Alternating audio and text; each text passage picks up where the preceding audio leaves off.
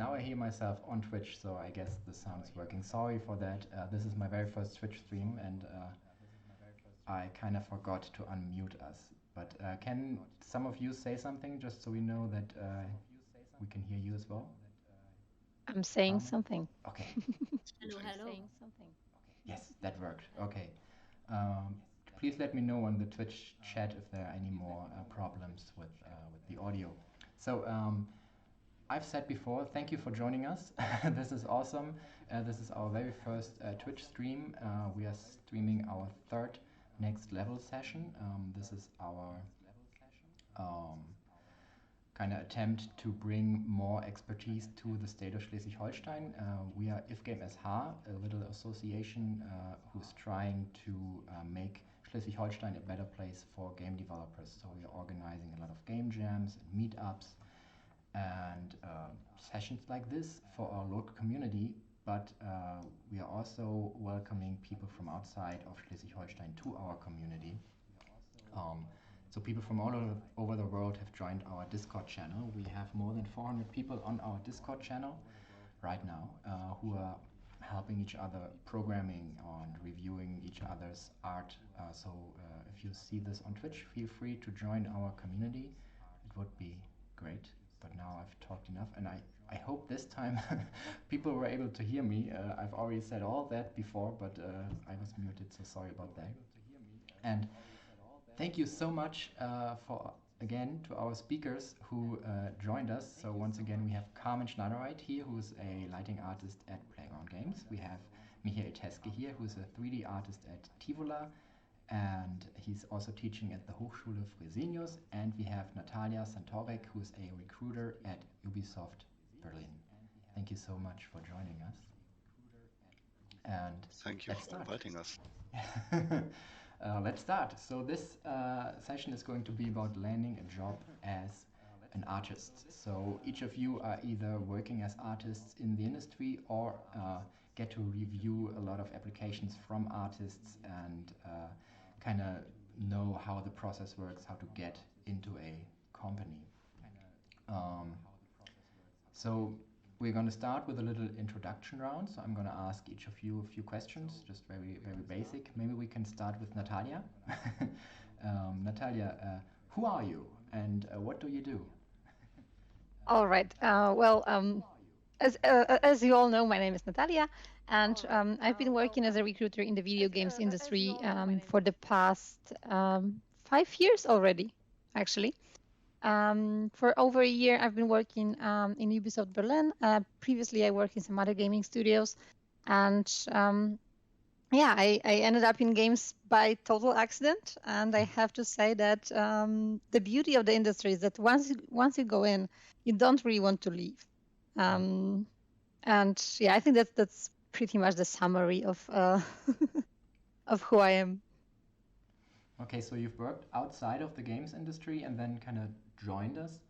I think you also worked in HR outside of the games industry, right? Exactly. I had a short fling with the e-commerce industry, and it wasn't worth it. Okay, have you noticed anything different in our industry? Anything specific to games?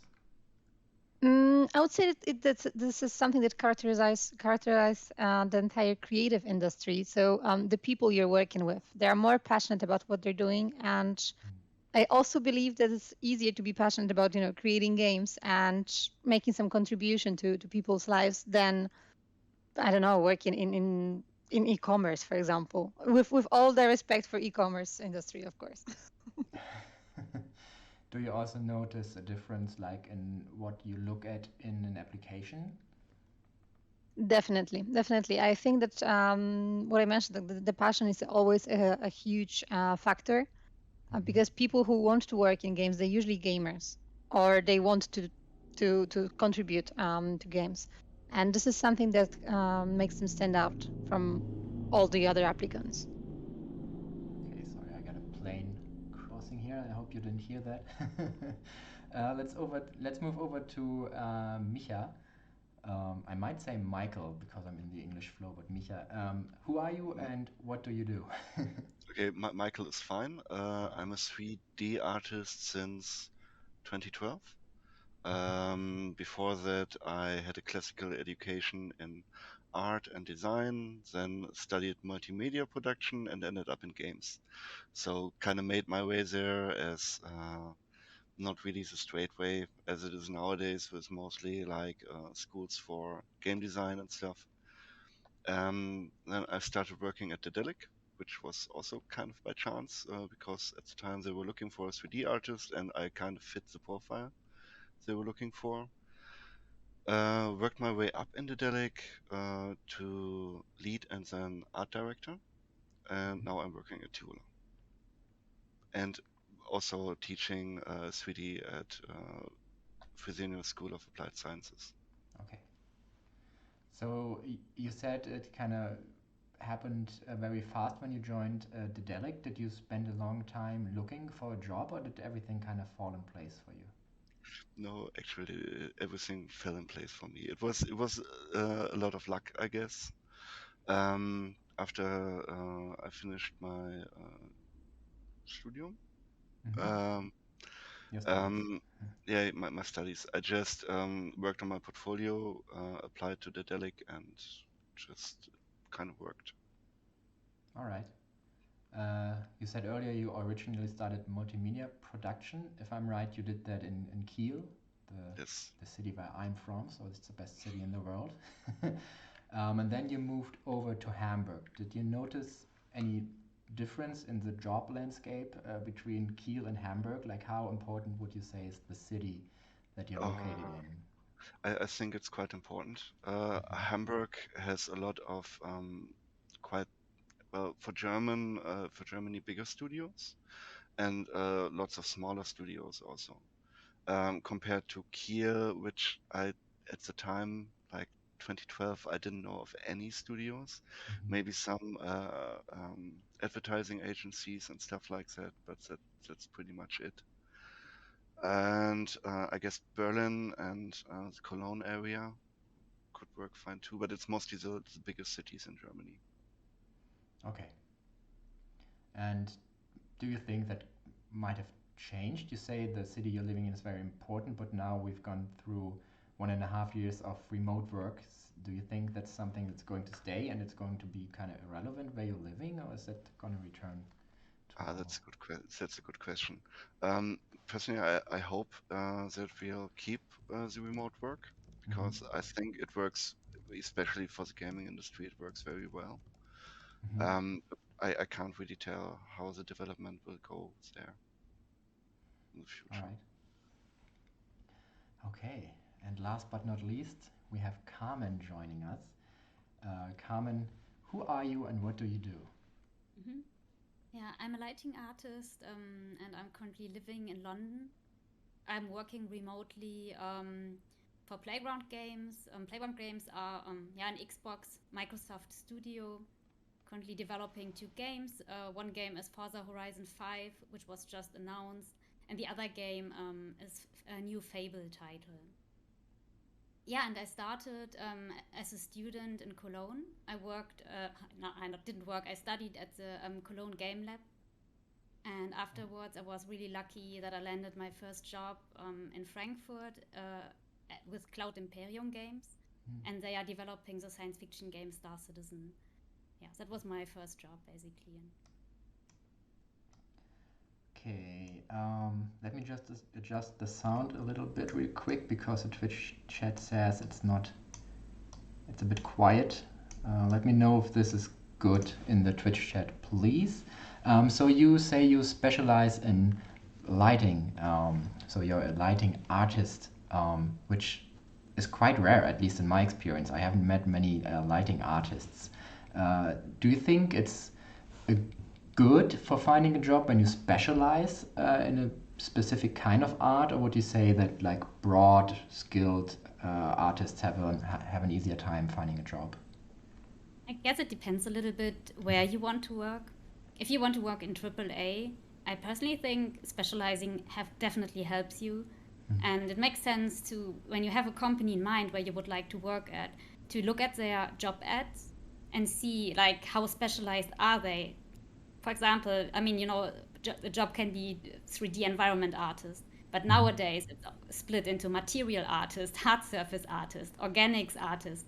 So it's even, this area is already split into many different fields in some companies. I think if you want to work with indies, it's always better to have like a broad range of skills, and that you as one person can contribute more to the project in different areas. All right. Yeah, at my company, we are 7 people and we only have one 3D artist. And he does all the 3D things. And we don't have a lighting artist or character or anything. He does everything. I remember several years ago, Carmen, I've seen a talk that you held at the German Dev Days about lighting in video games. And I remember that feeling sitting in there and realizing this is the first talk about lighting in games that I've ever seen, and I'm somebody who looks at a lot of GDC talks and all that kind of stuff. Do you think it's hard to find resources when you want to learn something that's so specialized, or is this just a wealth of stuff that I don't know about? So I think it was pretty hard a couple of years ago. So I actually, when I had to do a bachelor project and write a bachelor thesis, and I wanted to find resources about lighting in games, and it was super difficult. So I had to use a lot of resources about lighting in movie. But I think it changed, and that's a very nice change in the last 1 or 2 years. First, a lot more lighting artists are hired. So the industry is realizing, oh, we want that cinematic, filmic look in our games. So we need lighting artists to help us achieve that. And second, there are now many senior lighting artists in the industry, and they are doing online classes, they are publishing articles. So I think nowadays it's a little bit easier to find resources. All right, that's awesome. Cool. Let's switch over to the questions that have been sent in beforehand. I've also shared these questions with the 3 of you. Also, a quick note, you can not only see this on Twitch, but it's also possible to join us in this very voice call on Discord if you're part of our IFGameSR community. So I see we have about maybe 15 people in this chat. You can also feel free to use push to talk and ask questions. Maybe wait for a good time when nobody's talking, but then you can feel free to ask questions. Let's just try to keep this on topic. So the topic today is how to find a job as an artist in the games industry. All right, so the first question, do you think it's hard for artists to find a job these days? Maybe Natalia can start. Do you think it's an easy time for people in the art industry to find a job, or is it kind of difficult? I think there's no simple answer to that question, because it all depends on what exactly type of artist are you. Because you can be someone who specializes like in all 3D, for example, and then, like you said, it would be easier to land a job in an indie studio. Like Carmen said, in an indie studio. Or you have a very niche specialty. For example, you're a hard surface artist, and then you're only looking in AAA studios. But I would say that for a good artist, it's always easy to find a job, as there's not enough talent for the demand on the market. However, it might be a bit more difficult for those who are just starting. So for juniors or interns, there are not too many positions, as most of the studios are looking for people with actual experience already, like commercial experience. So I don't think there's no simple answer to that question. All right. Does anyone want to add something to that? Micha or Carmen? Yeah, I would like to add, I think landing the first job, that's the most difficult one to get. Afterwards, things start rolling and it gets easier. And especially if you are at some point, you are a senior or principal artist, or a lead artist, people are looking for them like crazy. You're like a unicorn. Everyone wants to get you. Okay. But the first job is difficult. And I think this year has been more difficult because we all have been working remotely. It was harder to, mentor interns or mentor juniors. So I think maybe less people could, start an internship or get a junior position this year. So you think it's also related to skill, that people have to have a really shining portfolio and really be extremely talented to find a job, because it's so hard to find these junior jobs to kind of get a foot in the door? I mean, I guess if you are outstanding, you will always have an easy time to get a job. But I just want to say you don't need to be always completely outstanding. You need to be a good artist with solid skills. And if you are lucky enough, right, it's always a little bit luck and timing that should also work for you. Exactly. All And right. if I may add one thing to that, it's also about soft skills, because it's easier to teach someone the hard skills, but more difficult to teach them the soft skills. So if you have good enough soft skills and you're a decent artist, it's definitely easier. All right. How would I go about, like, let's suppose I want to apply at Ubisoft. How do I go about showing you that I have soft skills in my applications? So for me, it's something. It's always about like how do you write your application? Because sending out a simple CV is usually not enough, especially for a junior job, because we get plenty of those whenever we publish a job advertisement, and I think it also applies to other big studios. So to stand out, I always go through the application emails. So to get to know a bit of the personality of the person that's applying, because this is something that really stands out. I'm not an artist, so I can't rate their portfolio, and I have people to do that. But what I can do is see the personality through the application. Okay. So you're saying people should spend a lot of time in writing the cover letter and brushing up their CV and the portfolio to really show what they can do, be that soft skills and Maybe hard not skills. even the cover letter, because unfortunately most of the recruiters don't read the cover letters. It's unfortunately true. I'm very ashamed to admit that. But even the email, when you're applying, you always have the window for email, and that's where you can let your personality shine. All right. Is there something that you would like to see more or less in applications, or maybe something that for the other two, Carmen and Micha, that when you've written applications that you've learned that this was probably not a good idea? So kind of learnings that you have from applications. Maybe Natalia can start, and then the others can add to, like, do's and don'ts for the application process. Right. So the first thing is would be definitely to read your application twice or even 3 times before sending it, because we've received a lot of applications with, for example, wrong company name or wrong position that the person is applying for. And it's usually a bit like, it doesn't look good. Is that like an instant out?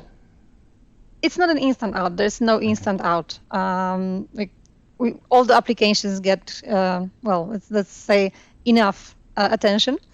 But it's definitely something that I personally, I'm sorry, I'm missing so many words today. It's something that I personally consider as a minus for the person, because they didn't take the time to read through their application, or they're copying and pasting the same text to all the applications they're sending, which is understandable, because I believe that people are applying to multiple companies at once, and it's okay. Just take the time to read through. All right.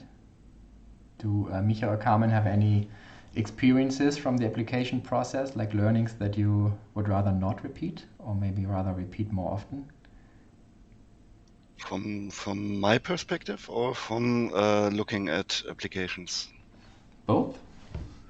From my perspective, I can't really talk that much, because I've like written 2 applications in the game industry until now. What I can add is that at the lead or art director level, it's even worse. All I get is a name and the portfolio. That's what I'm looking at. So I don't even read a CV letter or where you've studied or stuff like that. It's all in the portfolio. at that point. Okay, so you're saying the portfolio is the most important part of an application. For the first look, yes. Later we would like to get to know you if your portfolio is good and it fits into the role we are intending for you. And yeah, then if we have a talk, then okay, we get to know you a bit better. But before that, it's if you're looking like to 20 applications a day, at some point you're concentrating on what's really important. Okay. One thing that I can add is about the the application being clean. So not too many things at once, not fancy designs of CV that are enabling us to read through it. So just the most important information that should be visible from the very first sight. All right. The only thing I can add, just from personal experience, after you have read your CV 3 times, don't do like a final change like 2 minutes before you send it out, because I did that once and then I put in a typo, which I found out afterwards and was like, oh no, it can't be true. So maybe don't do these. Oh, I know quickly need to change something. Just you have read it 3 times, it will be fine. I know those quick last-minute changes myself. Yeah, I've been guilty of those as well.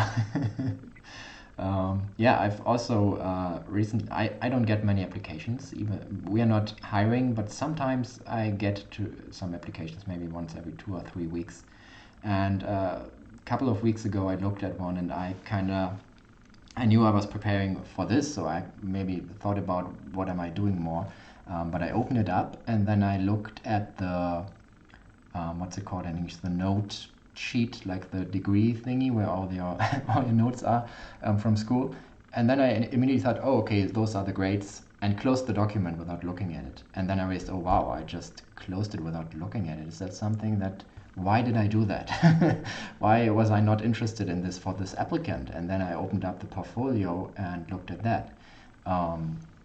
So do you think that the portfolio is that much more important than any degrees and grades at school? Yes. Everybody's nodding. 100% agree. Yeah. No one wanted to ever even see my bachelor certificate. I never had to hand it in. They just believed me. No one cared. Yeah. To be fair, a degree is usually needed mostly for, well, more vacation days or visa application if you need one. Okay. So do you think when in the application process the degree is not that important apparently to look at least in the 4 of us? I'm sure there's a lot of companies who take a very close look at degrees, and also in different what's it called when you're not applying as an artist but maybe as a programmer. Maybe it's more important, I don't know. So do you think education is still important? So should people go to these schools to learn the skills, or should they kind of try to teach the skills themselves? Maybe Micha, you're teaching at the Hochschule at Fresenius Applied School of Science. Yeah, I'm teaching for a curriculum that's management and game design. So I'm taking the part of, okay, here's art, here's 3D. They're learning the basics. So that's mostly for later in projects, if they're game designers, that they can communicate properly with artists. And maybe some of them will get into the art route, but I'd say overall it's more you have to teach yourself a lot of the stuff. And you can apply to courses if you want to specialize online. That's also a good thing, especially if you're doing like not very specialized studies.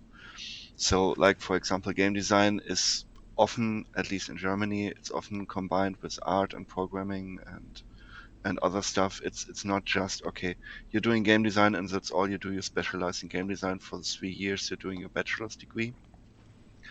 But it's a good learning ground for communicating with other team members, with other departments. So I can see a lot of value in there, but it really depends on what kind of person you are. If you can teach yourself good and you want to spend some money for the online courses, I guess that's the route to go at that point. You can't paint it with a bold brush. Okay. Do the others have something to add to that? So you definitely don't need a degree to find a job, but you will not need a degree to get a visa. So if you, for example, as a German person want to work outside the EU, you want to go to the US, then a degree will definitely help you, to get your visa. It's a little bit difficult to say if it's worth it or not. I studied a game arts degree. I would say it had a lot of value for me. It might not be that it taught me like the greatest artist skills, to be honest. I had to learn a lot on my own, but the group projects were cool. We had a lot of time to experiment, try out different things. So that's something that I think is very nice. Also, just to have a student life, right? To experience that with other people. It's maybe nicer than just sitting at home alone. But what I also want to add, that there are really good online classes nowadays. So if you say maybe you have already studied something, so you don't want to study again, or for whatever reason you don't want to go to university for 3 years, there are 1 year or 2 year classes, and they will prepare you really good for a job. Nice. I can only add that if you go to a good school to study something connected with game design, game development in general, the one good thing is that you usually have some personal projects to share. But if you're doing something on your own and you have those projects to show, that's also enough. Yeah, that's kind of the. Oh, did Micha want to say something? I didn't want to interrupt you. No, I wanted to add one thing that is really important when you're learning art is feedback. Which, if you're only working alone in your room on your computer and you're never getting any professional feedback, you can't evaluate how you improve or in what directions you have to improve. So that's one important thing. I guess you can have with studies. You can get that from classes as well. But normally the one-on-one sessions with feedback are a little bit more expensive. Okay. But feedback is highly important. Yeah. So the feeling that I get from this conversation, and also the feeling that I have from my experience, is that it's not really about getting the degree, but more about the time that you spend at university. Like all of you said, like the projects you do at university, having the student life, or getting feedback from the teachers about your projects is something very valuable. And it might be about making the best out of those years that you have at university, and not just about getting that piece of paper in the end with which you can apply, unless you want a visa and all these things that have been said here. And it's also something that I see in this community. We have a lot of students here who join our game jams and work on their personal projects and share those on our Discord and get feedback from that. So maybe it's really about being active and, like Natalia said, being passionate about the things that we do. And also Waifan123 in the Twitch chat said, honestly, just for networking, it should be worth going to a university or school or training. Otherwise, you could miss events, for example, like this one. And I know a lot of students who I met at events, like maybe the German Dev Days, an excellent student event, or other conferences. Do you think that networking is a very important part of finding a job? Maybe Natalia can start. So I think that networking is an important part of of finding a job if you're starting, because it's about making creating your personal brand. So if you go to the events and people get to know who you are, and as a person, as an artist, you're kind of creating your personal brand, and then you're starting to be more like you get more recognition as a person and as an artist.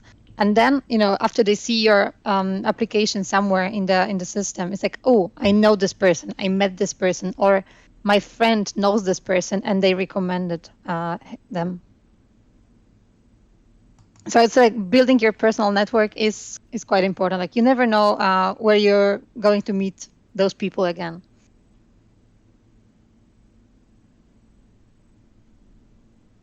Yeah, I would agree that it is important. I just would like to add, don't overestimate it. Don't put all your effort into networking because your portfolio is still king. And because if your portfolio is not good enough, you can have the best contacts. They will not, or it's very rarely that they will be able to get you into the job. Maybe if the person is a lead and the lead will decide, oh, I will train you from internship to become a great artist. But usually you still need a good portfolio, and I would say first focus on your portfolio and then focus on networking. Once you have the basics. Okay, people are often scared of networking, and I just can say from personal experience I was as well in the beginning when I was at these big events and everybody was talking to everyone and I didn't know anyone, and what am I going to do? Am I going to just speak to strangers? What's happening? But it became easy once I stopped worrying and realized it's just about meeting people regardless of what their business card says. At least that's what works for me. When I'm at an event, I just go around aimlessly and meet people. I'm not looking at, oh, there's that Ubisoft recruiter over there in that corner. Let's just calmly move in that direction and then start talking to them. Do you have any maybe strategies or tips or best practices? Like when you are actually networking, when the time has come to meet people, like what should people focus on? In your experience? So, like from the recruiter's perspective, whenever you go to the event, some people forget that we are still at work there, and they are getting a bit like they're spending, let's say, I don't know, 1 hour in the booth talking to the same person. It's not really how good networking works. Okay. It's more about just building a short personal connection, like showing the portfolio to the artist that's also at the booth, or asking the right questions to the recruiter, like, hey, how do I apply to this job, or what jobs do you have, what openings do you have, because we are still at work and we are there to actually do something. All right.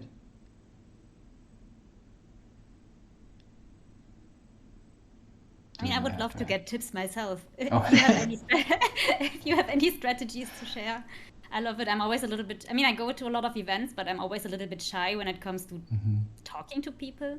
So I mainly network online. And I would say that's also an amazing place to network because there's so many artist discords nowadays. There's Twitter, there's ArtStation. So you can do a lot of networking online, even if you're more like an introvert in real life and don't know how, to approach people. Okay. I would say that a good opening is always talking about games, because we are there, like the games is something that brings all of us together. So if you approach, let's say, okay, let's go with Ubisoft because that's super easy for me. Let's say you're approaching Ubisoft booth. We can always talk about Assassin's Creed or Far Cry, and maybe we have someone who actually worked on this game in our booth, and then you can connect with that person and just talk about the inside of the job. That's cool.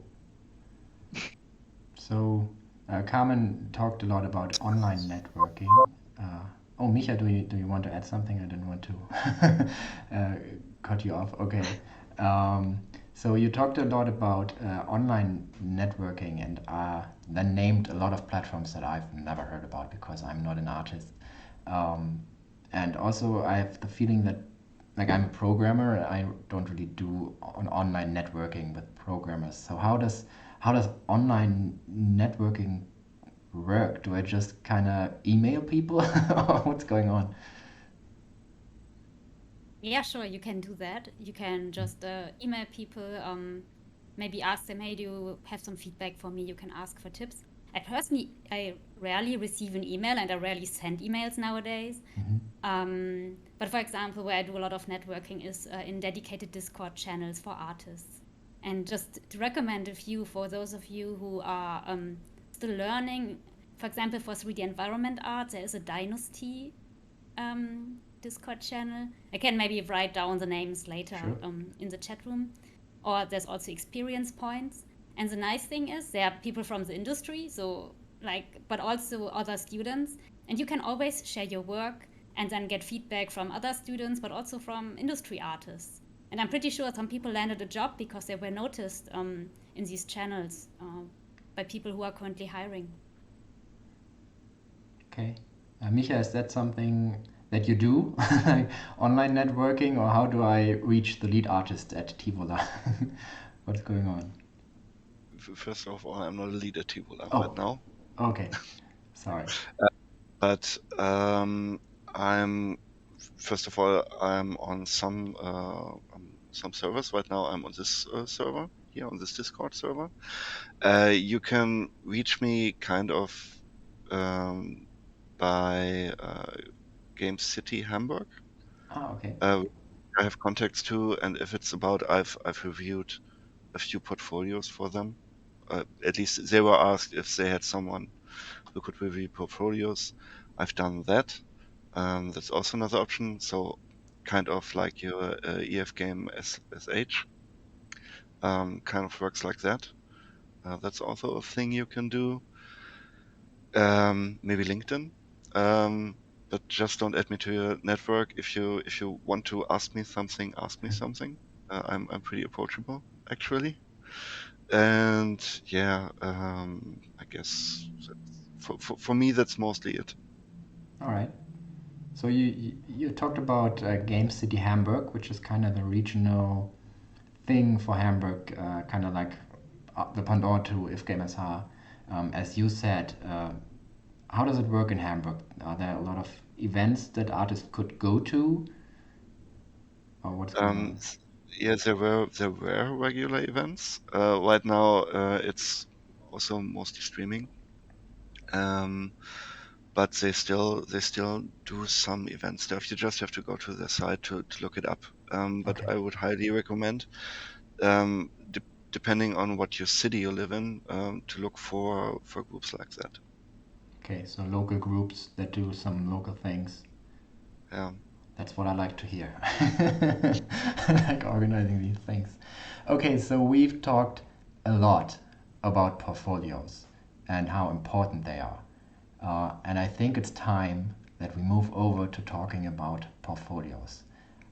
What do I put in there? What's good? What's bad? How do I build it up? There are so many questions about portfolios I want to ask. First of all, do you have portfolios yourself? Did you need to create them? I'm guessing Natalia didn't need to create one, but the artists here, do you have portfolios? No. No, you don't? No, I don't. I don't have a portfolio. I had one when I applied for the job at the Delic. But that was like years ago, and I threw the stuff out. And I'm kind of my problem is I'm kind of a perfectionist.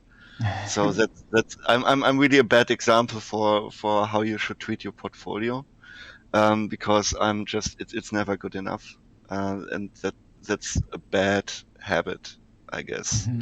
I'm just at the point where I'm in a network where people know me in other companies.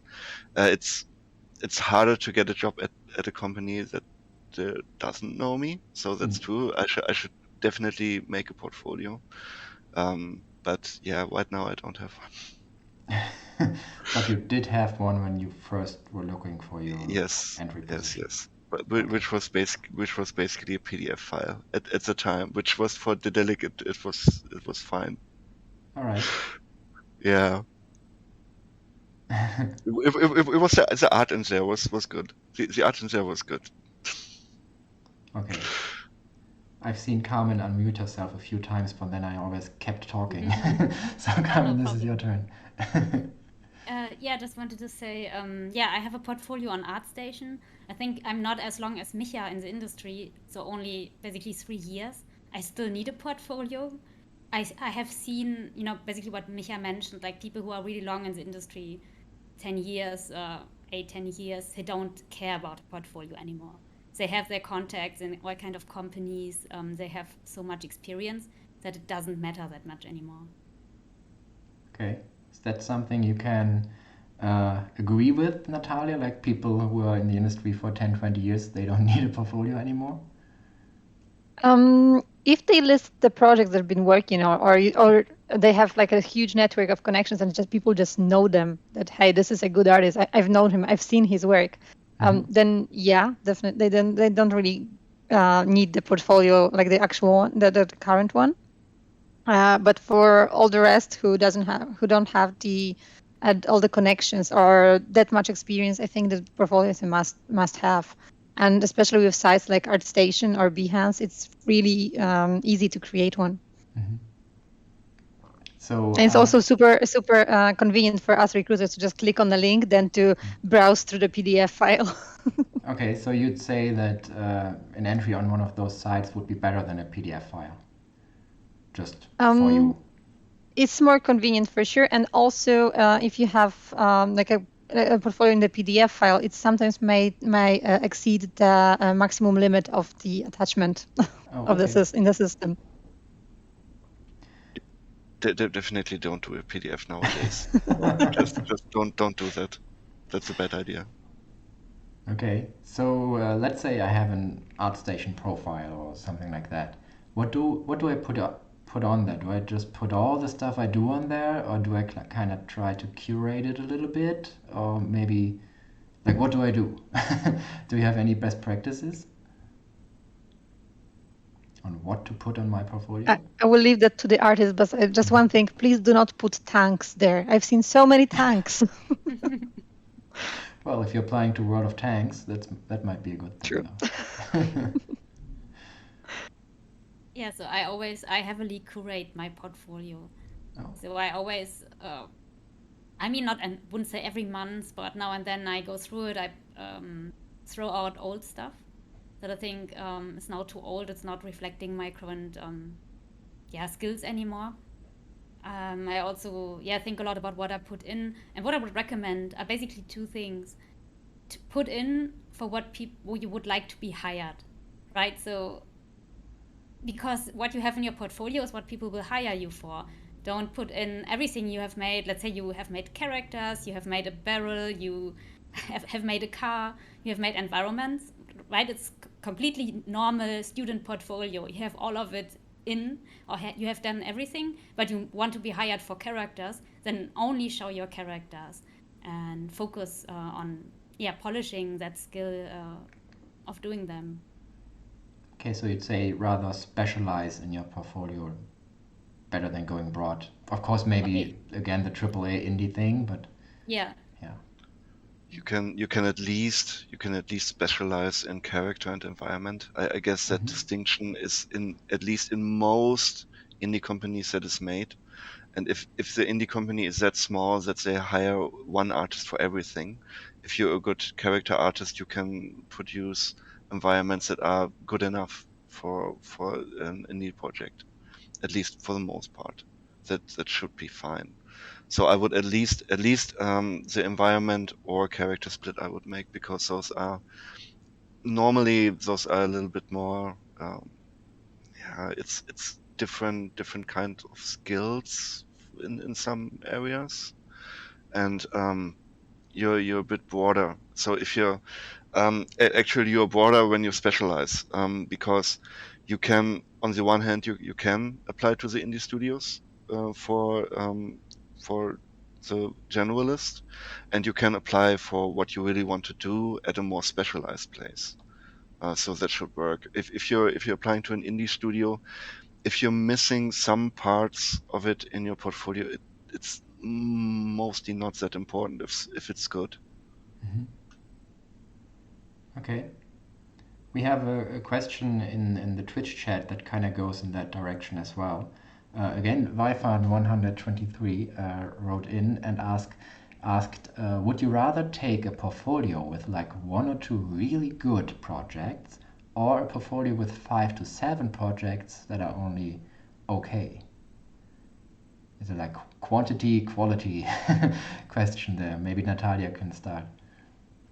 I would go for the first portfolio, like the one with 2 really good projects, because most of the studios, they usually perform an art test for most of the artists' positions. So we would have additional piece of art to review. And if someone really polished those 2 projects, I think there might be more potential. But I would probably interview both of them. Okay. Okay, I think Carmen wanted to say something as well. Yeah, I agree with Natalia. I would go with the first one, 2 really polished projects. Okay, so it's really show quality, show that you're good, and not show that you do a lot of stuff. If you can only do one of those 2. All right. We've had quite some questions sent in beforehand about software that I'm just going to summarize into one question. Like, how important is the choice of software? Do you put the software that you're using on your portfolio and say, hey, I'm a Blender artist, I'm a 3D Studio Max artist, or whatever? Is that important? Like, do you think studios filter out people who don't use the software that they are using? What's your experience with that?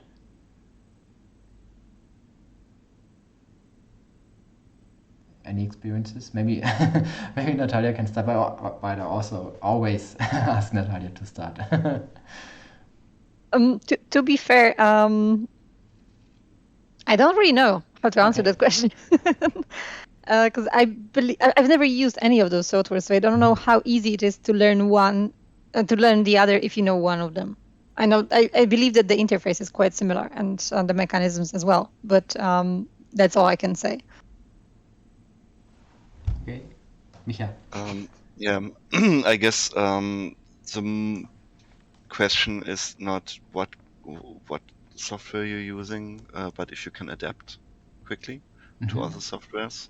That's really important, because different studios might use different software. An indie studio might use exclusively Blender because it's free, while larger studios have all their pipeline in Maya, because animation is done in Maya for the most part, and it's easier to just have all the software the same for the IT department. Also, if you're writing special tools for the software and so on, so it's easier to just have, okay, we're all using Maya at that point, not even the animators, but also the 3D artists. But it's not only like Blender and Maya. You have to learn lots and lots of software, especially as a 3D artist. And you have to learn new software every now and so often, because every now and so often there's new software that does this one thing. Is the software the best for it? Like, for example, years back you had software used only for baking, like Marmoset. You use this software mainly only for baking your textures, and nowadays you could do it in Substance, which is also like material auditing and authoring, and like ZBrush. It's you rarely get by with only one software packet, so you have to learn a lot of them, at least on a level which is important to what you are doing. Yeah, that's pretty much it. All right. So how do I show that I can adapt to different software in my portfolio, in my application? Like, let's say I've been working with Blender all the time, because that's actually what I use when I decide to use a 3D program. How do I show that I'm capable of moving over to Maya for this company? Is that something that you have an idea on, or would people have to show that they just use a lot of software? Difficult question, I know. Difficult question for sure, but I think it's something that you can also mention in your cover letter if you include one, or the email that you're replying with. Like, so I know Blender, but I've seen Maya, I've seen 3D Max, I've seen some other software. Okay. That might be good. Okay. Like Just Carmen, how? be direct. Okay, I can do everything. Okay.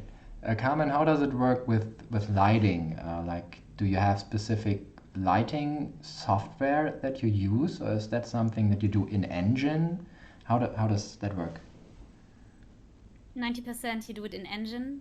Mm-hmm. So I have now worked 2 times with in-house engines, so it's always adapting to completely new rendering tech, new workflows. So I agree with Micha that you need to be able to adapt and always learn new software. Sometimes some workflows can be done in traditional software. Let's say some companies might bake light maps not in engine, like in Unreal Engine, they will do it in 3ds Max or in Maya. So it can reach out into different software packages when you do lighting. But I would say the most part of it is done in engine. Okay. And when you create a portfolio for lighting, you probably want it to show that you are able to light scenes very well, but you do need a scene for that. So is that Yeah. also part of what you have to do for your portfolio? Do you also create the scenes, or do you take scenes and then just apply your lighting? Yeah, so it is enough if you take scenes that are available, for example, in the Unreal or Unity marketplace, and you do a relighting, but it will get you extra points. There's a strong trend that I noticed, like especially like in the last year, 1.5 years, that lighting artists, they will use mega scans and all these available packages that you can buy. For example, you can buy mountain landscape packages, you can get mega scans, and then you design your own landscape. Because the problem is, like they're not there are quite a few scenes out there, but there are only a couple that are free, and at some point everyone has done a lighting pass on the free environments. So you have seen them already 1,000 times. So the scenes that I lit 3 years ago, please don't use them anymore in your portfolio. We have seen them 100 times. So people try to do something fresh and something new, and that you can do that the most easy way if you decide to quickly, like, kit bash, I would say, your own environment. Okay. Kit bash. That's a new word Yeah. I have to learn. All right. So lighting, in my experience at least, maybe I'm wrong about that, is something that happens maybe a bit later during the process. Like as you said, you need kind of a scene, at least in Greybox, maybe already established to start lighting it. Probably, I don't know. So when you're applying for a job, is that something that kind of influences that? Do you have to look at studios that are kind of a bit further along with their projects, or do they have a need for lighting artists at any time? They have a need for lighting artists at any time. Your role just changes a little bit. When you're in production, you will do all that shiny lighting, basically the fun part of making a beautiful scene. If you're more like in pre-production, it will be a lot about driving the tech for the project. So you will make sure that the rendering pipeline will work well enough to have a good lighting in the end. But there are also problems that you need to solve. I don't know, I just have examples of things that I'm not allowed to tell, but there are also things that you need to prototype early on, where lighting, where you just want to try out, will this work for lighting? Basically early explorations. Okay. Maybe so some studios might have a different approach and say, okay, we only need lighting artists at the end of production, or we only need character artists in the beginning of productions. Those are realities in our industry, that some roles are only needed at certain times, maybe during projects. And a common theme in our industry, sadly, is that people often hop between companies, not only artists, but also all different areas of expertise, like programmers and everything. Do you feel that as artists, people have to change workplaces often, or is it really feasible to say, okay, I'm going to find a job and then work there forever? Is that something that happens in our industry? Or should people prepare for looking for a job every 3 to 5 years, maybe? I don't know. Any thoughts I would on say that? that most, sorry. Because I would say that most of the bigger studio, they are hiring for the studio, not for the project. Because in big studios, when you finish one project, you have another one coming up, or you can work on different projects in the same time. Or there are different phases of different elements of the game. So, for example, some people are working on I don't know, on the trailers, like for E3 or for announcements, and then they are moving to actual game production. So there's always something to do in the bigger studios. What I've seen is people doing freelance for a lot of studios, and then they are just employed for like a phase of the project, let's say like half a year or a year, and then they are changing. But I think there are still a lot of artists, including even concept artists, that have been employed with one studio for like 5, 6, even more years. I think it all depends on the person. Yeah, that's what I've seen as well. I think if you want to stay in a studio for a long time, most studios appreciate it. That, because you learned all the tech, you learned the tools, you're very, you know the people, so they want to keep you usually. Of course, it can happen, just what you mentioned, maybe at the end of a project, that they say, oh, we don't need 10 lighting artists anymore, right? So I think that can happen, that they then say, okay, you need to go, we just keep one. But most of the time, I feel like people can find really stable jobs. Awesome. That's really great to hear. Also, we have a comment in the chat. Shantosa, hi Shantosa, says, I'd really like to have a comparison to different industries here. I'm sure it's also a generational thing that the mindset, I'm going to work with this company for 30 years, is not as popular anymore. And maybe that's really a sign of the times, that people don't want to commit to a company for such a long time, but they want to make different experiences along the way, or move to a different city, or any other thing. So yeah, that's a good comment. Let's go back a little to specializations. There's another big specialization for artists that kind of divides artists into categories, maybe even, and that's 2D and 3D. At my company, I have one 3D artist and one 2D artist, and those are very distinct roles for us. Is that something that you feel like people kind of choose which direction they want to go pretty early on, or are people capable of being a 3D and a 2D artist in your experience? What do you say? Maybe Micha, have you met 2D and 3D artists? Yeah, both. Okay. And in personal union, I've also met some people who were really good at 3D and also really good at 2D, who could do concepts and illustrations and stuff. But most of the time, well, if you hire someone, they can't do both of the jobs at the same time. So you hire a 2D artist and a 3D artist because they're more specialized in what they do. I guess it's good to look a little bit to the right and to the left and see, okay, what's the next in the pipeline for me, and try to dip your toes into that a little bit. So if you're doing characters, concepting or doing rigging is never wrong. And I guess even for if you're doing like concept art and illustration, ZBrush is a software that a lot of concept artists use. I've known some of them because it's quite good for concepting, helps, and also the 3D artist can work based on that a little bit better.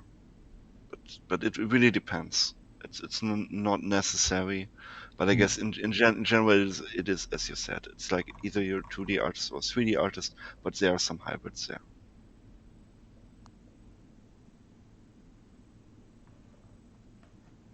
Yeah, I mean, I've also met people who are like extremely talented in both. Often they have started with one, like say they have already been good 2D artists and then they discovered 3D. But in companies, at least where I have worked, I felt like it was pretty strongly separated. You're either a 2D artist or a 3D artist. Okay. And do you think there's also a distinction job-wise? Like, is it harder to find a job as a 2D artist, or is it harder to find a job as a 3D artist? Or is that kind of the same? It's just a different cup of tea. I don't know, maybe Natalia. Yeah, okay, Natalia. Yes. So we are usually like I think it's usually more competition when you're a 2D artist because like I mean it's just speaking from my experience, like usually when we post a job for like concept artists, we receive plenty of applications, while for 3D roles, because they are more specialized, there are less applications. So I would say that's more competition in the 2D field. But also the quality of application varies a lot. I would say that I haven't seen so many, I mean, me as a recruiter, right? I haven't seen that many very entry-level portfolios for 3D artists as I have seen for 2D artists. Okay. I guess, but that's a thing that's true for the more technical the art job gets. If you're looking for technical artists, I guess there you get even less applications. True. Is it true? Yeah. Yes, totally. Okay, yeah, that's also my experience. Finding a 3D artist was a bit harder for me, but it's also a long time ago. Carmen, you've said earlier when you talked about your portfolio that you have a lead reviewing it from time to time. Did I hear that right? So somebody is reviewing it, or are you reviewing it? Did I hear that right? It's me reviewing it. But okay. I still do ask other people to give me feedback. So I just want to say that this for me doesn't stop just because I'm now for a couple of years in the industry. I still I'll sometimes ask other people, hey, can you give me feedback? What do you think is lacking in my portfolio? Stuff like that. Yeah, I've also experienced people asking for help in our industry is something that people should do more often, because in my experience, people are super open to helping. I've never experienced it that somebody says, well, who are you asking me? What's going on? But everybody was always kind and helping each other. And we had a lot of questions sent in, or at least people talked a lot in our channels here on the Discord about it. Like, how do I find maybe not just somebody who gives me feedback, but somebody who I could call a mentor? I know that there are mentor cafes happening, kind of aiming at people finding mentors. Do you think mentorship is something that actually happens in our industry? And if yes, how would one go about finding a mentor? Is that something that came across your path in the past? Yeah, I mean, it happens a lot, but mostly paid mentorship, right? Okay. So a lot of paid mentorship opportunities. For example, the Mentor Coalition just comes to my mind. Also the Dynasty Empire Discord that I just mentioned, or also Experience Points. They offer that free Discord where everyone gets feedback and can talk, but then they give you the option that you can book mentoring sessions with some of the pro artists in the Discord, who are just making a little bit of money on the side via mentoring. But the good news is it's not only paid. As you already mentioned, there is a mentor cafe. When I was a student, I actually also had a mentor from the mentor cafe, and he was an art director at Valve. So that was pretty awesome. I just met him one time, but his feedback was great. And then there are like a lot of mentorships where you can apply for some kind of scholarship, I think it's called. I know some, for example, into games, Limit Break, but I think they are in the UK. I don't know the complete rules if you can take place if you're not if you're also in Germany, but I think also the IGDA. Yeah. The IGDA. they also IGDA also offers like scholarships that have mentoring with it. I would say it is difficult if you just want to approach someone. Hey, do you want to be my mentor? I tried that as a student. Didn't work out. Okay. It can happen, and that's nice if you just make connections with someone. So, and that's also something that I did as a student. I didn't meet with someone as a mentor like every week or every month, but I just asked someone, hey, here's my newest project. Can you give me feedback? And if you do ask that for just one time, people are always happy to give you feedback. But it's maybe a little bit much to ask, do you have every time 1 hour, to meet with me? Yeah, that's a lot to ask, actually. What I can also ask that there are some events like aimed at artists with portfolio reviews. So it's not mentorship in the sense of mentorship, but you can get a quick portfolio review and with some feedback that it's usually quite helpful from artists from the industry. Yeah, I know of a lot of events, and I've already mentioned mentor cafes at different events.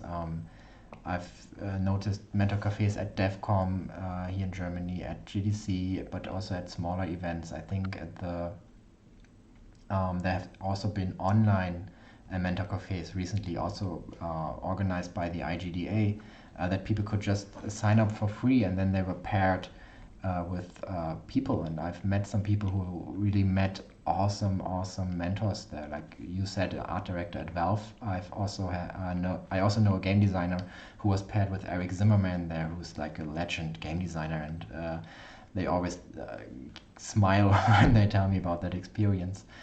So kind of checking out events and mentorships and scholarships might really be a good idea when trying to find a mentor. I don't know.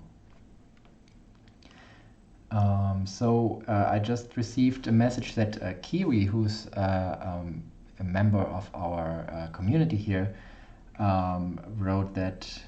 I'm just going to read it out, if that's okay. So it is more about specialization. As a 3D artist who just graduated, I'm worried about concerning myself with my portfolio. How specialized should I go? Should I only focus on, for example, characters, but is it okay to be realistic and focused? Or should I go, for example, environment and specifically specialized? Small note before we go into that question. After we finish up this Twitch stream, we are going to stay in this call, and then we're going to kind of take a look at portfolios if people want to show their portfolios and kind of give some hints and tips maybe. So maybe that's a cool thing for you, Kiwi, to join as well. But yeah, Kiwi's asking, should they specialize and keep on going the 3D character road, or should I create some more environments and I guess specialize in that? So how do people find their focus when they don't know, am I a character artist? Am I an environment artist? How did you find out, Carmen, that you're a lighting artist, for example? How do people find the passion in art? Hard to give advice, right? I think it's what you enjoy the most. What you discover is what you just like doing, what sparks your passion, what gets you excited. I can understand that to a certain degree, all of it can get you excited, right? I mean, we are all just humans and we don't only enjoy one thing, so you can be excited about several things. But I don't know, I listened to a podcast where someone talked about her job of being a lighting artist, and I was already working I did 3D work in Unreal Engine, and I just enjoyed lighting the most.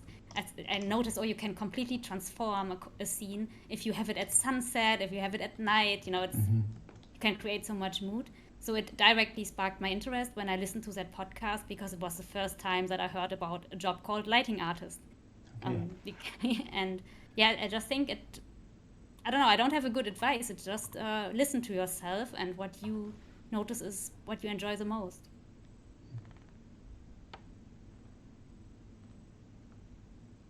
Would you agree with that, Micha? I guess one of the reasons people ask that question is because they don't know if there's enough jobs for what they want to specialize in. So they're a little bit insecure in, okay, maybe I really want to do that, but what if I can't get in there into the industry this way? I'd say just focus on what you really want to do, because the passion is like both of the other speakers already said, is the most important thing. And if you do what you're passionate for, you will get the best results. So I would definitely focus on that. And same goes for if you're doing realistic or more stylized stuff. Then just then look for a company that does stylized games and apply to them, not for the gaming company that does realistic stuff. That's you also have to find your match regarding where you're going to work. It's not all about just find some place where you can work. The best action to take is to really go out there and look for a company that you want to work for and that does the projects that you want to work for. And if you're passionate and good enough, it's highly likely that you can land a job there. Okay. So what if that company is not looking for artists right now? And this is also a question that was sent in beforehand. What do you think about initiative applications? So applications that are sent to companies even though the companies are not saying, hey, I'm looking for people right now. What's your opinion on that? Like maybe Natalia can start. Do you look at applications for job that you haven't posted? Is that something that happens? So I have to be brutally honest on this one, and so yes, we do look look at those applications for positions that we have that are not open at the moment. But even if the portfolio is good but we don't really have like a slot for the person with this specific skill set, we won't be able to hire that person. Also, when we open the position, we usually don't really remember that someone like that applied, I don't know, half a year ago, because we have like limited capacity of memory. And I personally have a memory span of a goldfish. That's why I'm really, really bad with remembering that someone applied 8 months ago. Unless it was a really outstanding application, then there's a higher chance that I would remember that, and also there's a higher chance that this person can get hired as so-called a strategic hire or opportunity hire. But in general, I don't think it works like the speculative applications. Okay, Carmen and Micha, do you have It was any too honest. I'm experience? so sorry. Oh, it's great. It's great to hear how things work at big companies. Carmen and Micha, do you have any experience with applications like that? Or did you always look for postings and then apply to those?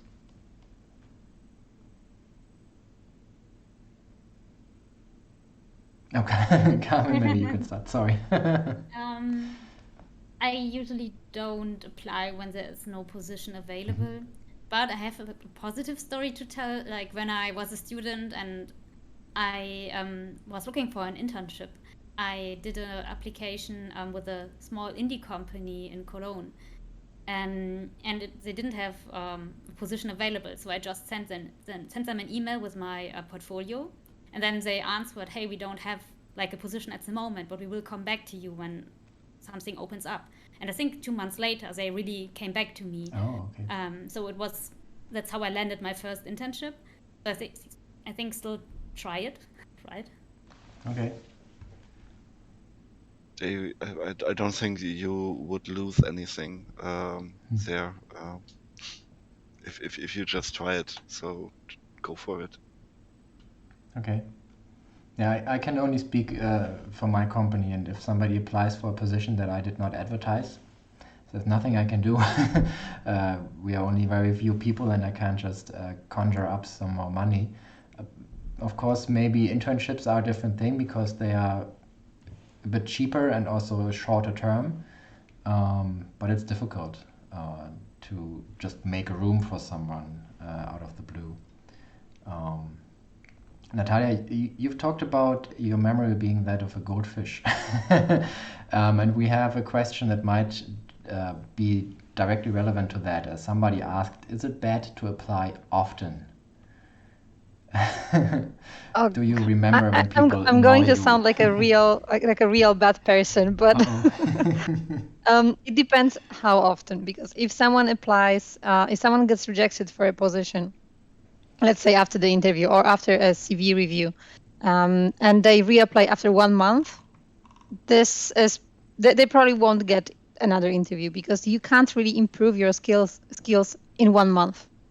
So you can apply multiple times, but please take into consideration that, well, if you've been rejected at first, something was lacking in the application. So if I see a person who reapplies on a monthly basis with the same email, the same CV, the same portfolio, that's not a good thing to do.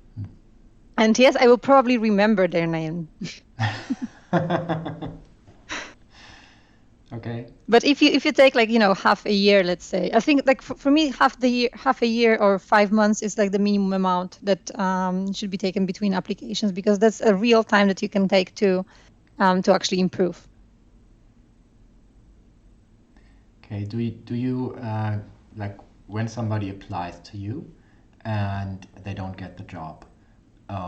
Do you provide them with feedback on how they can improve? Or is that something that you simply cannot provide because you receive so many applications and there's no time to give everyone feedback? So do people kind of get a why? Why couldn't I join Ubisoft at this point? Mm-hmm. So it all depends on the stage of the recruitment process that the person was on. Because if someone doesn't pass the portfolio screening, we usually don't provide with feedback, because it's just we don't really have time to provide a detailed feedback for each applications that we are getting. But if someone went for the interview or for the art test stage, they always can get some feedback. It's not me that provides the feedback, because I'm not an artist, and we usually want the feedback to have some value. So it's the lead artist that provides that. Okay. I think more and more companies are providing feedback. Like it's becoming a habit, and a good one, because nobody likes to be just left somewhere on hold forever.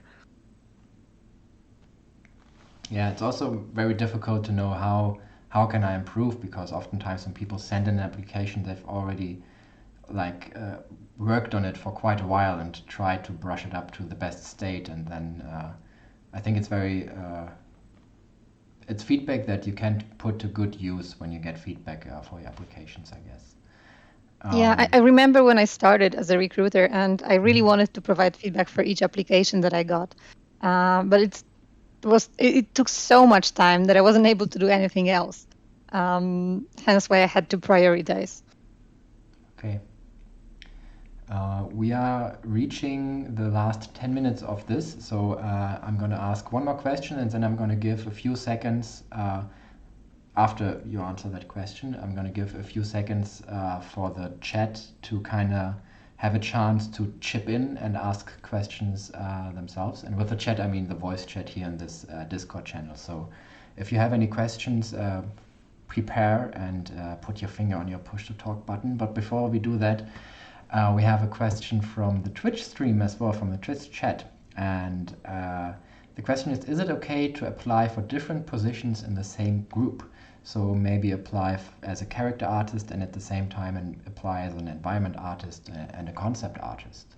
And maybe that's not limited to artists, but also programmers. Like if I want to be maybe a back-end programmer, but there's also a position as a front-end programmer, and I kind of could fit both. Like, what should I do? The answer is short. It is okay to apply for multiple positions, as long as it's not, environment artist and gameplay programmer. But they're kind of the same job family. It's definitely okay. Maybe some people can be programmers and artists at the same time. I would love to meet them. Me too. Okay, let's give the people in the voice chat here the chance to ask questions. So, dear voice chat, do you have any questions for our speakers?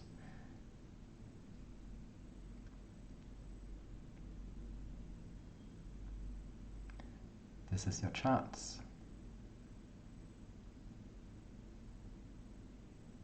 I think some are unmuting. Yeah, I had a question. For a 3D artist, are there special techniques or special must-haves you are looking for, where you say this is a must-have the person should do?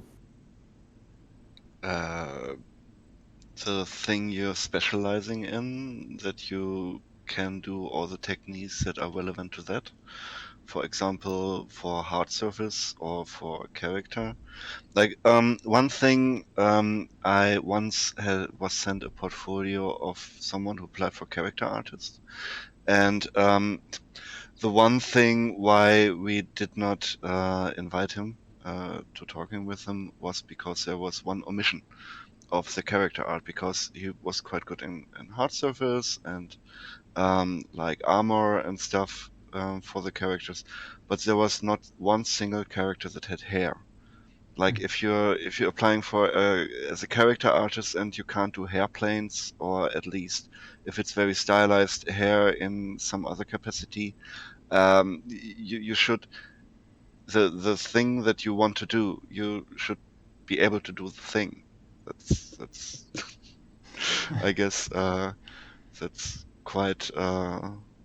Yeah, I hope that answers your question. Yeah, thank you very much. Cool. Yeah, Mark, I think also has a question. Hi. I joined a bit late. Did you guys talk about the what are some general no-goes in applying, or what is generally well looked at? If it's answered, I just will look the bot. I think we talked briefly about it, but maybe we can answer it anyway. So are there any no-goes or any things people should do in applications? Yeah, as I mentioned, then just please read your application twice or three times and make sure that you have all the details correct. Like, you know, I mean, it happened to me once that I wrote the wrong phone number, my own phone number, and I was surprised why I didn't get any answers. Yeah, just read your applications once, at least twice. And I would also say that as much as the cover letter is not that important, but any personal touch in the applying email is always very welcomed. And also, please read the job ad that you're applying for, because sometimes there are some skills listed there that are like necessary, and if people are applying without those skills, we just can't proceed with them. But yeah, I think that's like the most generic stuff.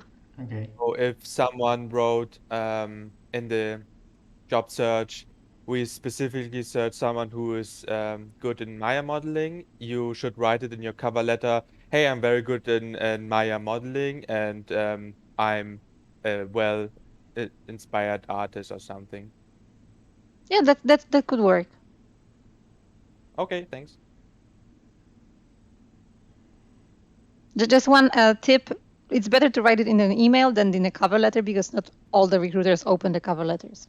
Yeah, that's what I'm thinking recently. I'm thinking about doing some initiative applications, and I wonder how I wanna do that, because I think people just wanna see the portfolio, and if it's good enough, they will take me. And I think about just writing the most information in the email. What do you think about just doing cover letters and all these CV stuff? Do you always need that in your application? CV is always needed, because we need to check for example, if someone needs a visa, right? Or if they have the degree that allows them to get the visa, or yeah, like, you know, just to see the experience, because you can write about it, but it's easier to just list the experience in your CV, and it's also quicker for us to take a quick look. But portfolio, like as we previously said, is the most important. So CV and portfolio in the email, and you would be happy with that, right? I would take a look. Cool. All right. Kiri. Kiri unmuted herself, but we can't hear her yet. You have to use the push to talk, Kiri. So maybe you can look in the options what your push to talk button is. And while we wait for Kiri, I just came up with a little question for Carmen that I thought about. You talked about having an internship at a small indie team in Cologne, and now you're working at a AAA company. Like, how was the switch? Did you notice, like, applying to an indie team and applying to a AAA company, was that any different or was it the same? What was your experience? Yeah, absolutely. It was different. I'm super thankful that I had the opportunity to do that internship with the indie team, because as a student, obviously, I didn't bring all the skills already to the table. And I feel like in AAA, that's usually what's expected of you, right? A much higher quality bar. It's a lot, in my opinion, can be a little bit harder to get into AAA, because some indie companies, they use maybe more minimalistic or simplified visuals, which when you're already a student, you are able to deliver that kind of level. But in AAA, they want that you know all the techniques, highest quality, often like cinematic look. Of course, not all games, because they're all kind of games, but that's a classical AAA game in my opinion. So it was difficult, and it was also for me. I think after that internship, 1.5 year or 2 years, very dedicated to just build up my skill set for AAA, because I was very aware that I'm not there yet, because I also applied to AAA studios and I got rejected. And so I was very aware this will be tough. It will not be easy. Getting an internship was already incredibly hard. And in that case, it was a good experience. I just want everyone to know, don't, get super sad when you're rejected. I know it hurts, but take it as like motivation to know, okay, I need to improve and I need to spend the time, just improving as an artist. All right, that's good to hear. Kiri, maybe did you find your push to talk button when you try again? Did that work? Yeah. Hi. Yes. Hi. Sorry, what I wanted to ask is, as someone international, so I'm from England, I moved here to Germany last year. One thing that I worry about is that all of my qualifications and all of my experience is kind of foreign. Like, it's English, GCSEs and A levels. So I was wondering, do you expect me to find like the German equivalent of that, or is it okay for me to send my qualifications as they are? It's definitely okay to send them as they are.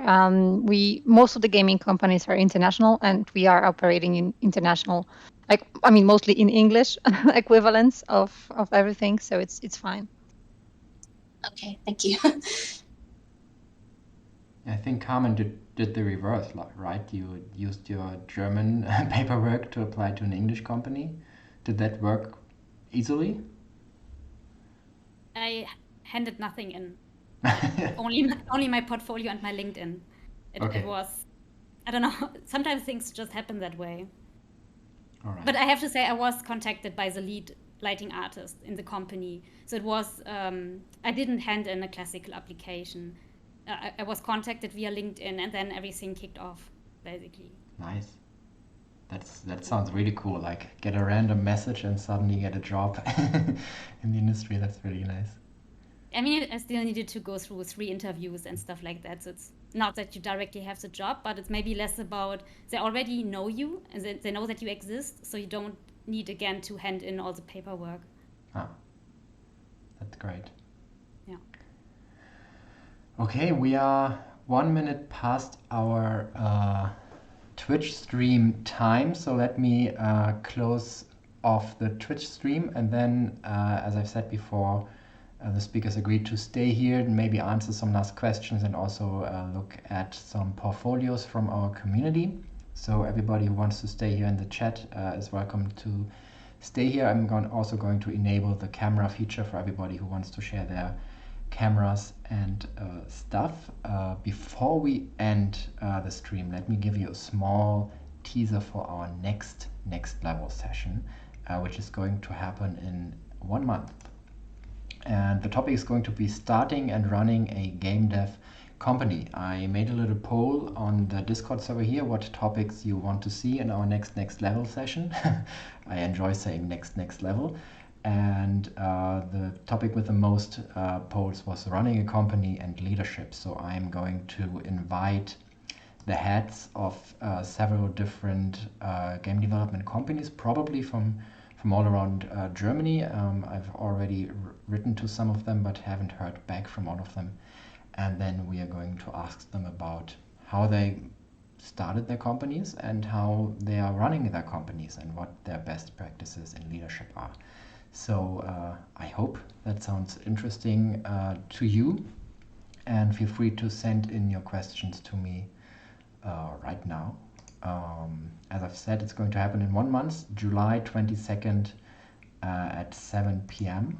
And I think this Twitch stream worked really well, aside from me talking for about 1 minute without people hearing me in the beginning. So thank you so much for joining us on Twitch. And yeah, I'm just going to say bye Twitch, and then I'm going to turn off the Twitch stream in 3, 2, 1. Bye Twitch!